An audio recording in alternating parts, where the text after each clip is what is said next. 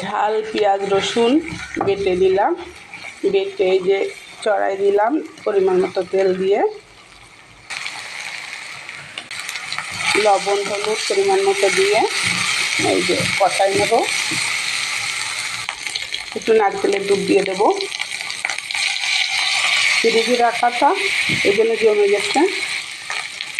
এবার পানি দিয়ে দেব।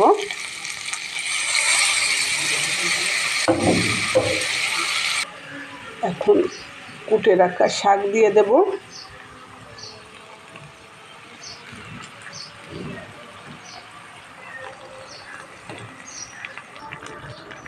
এখন ঢেকে দেব, ঢেকে দিলে আস্তে আস্তে শাক কমে আসবে। দেখেন কতটা কমে গেছে।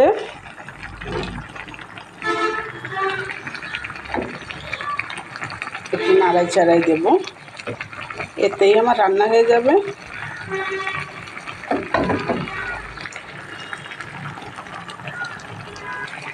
আমার রান্না প্রায় শেষ।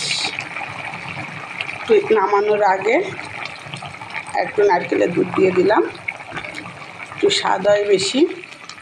চিংড়ি মাছ দিয়ে নারকেলের দুধ দিয়ে আর পুঁই শাক দিয়ে কখনো রান্না করেছেন?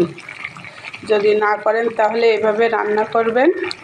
আর আমার রান্নাটা যদি ভালো লাগে লাইক কমেন্ট শেয়ার করে আমার পাশে থাকবেন। আমার ফাইনালি রান্না শেষ। একটু ঝোল রাখলাম, ওটা আবার নামায় রাখলে ঠিক হয়ে যাবে।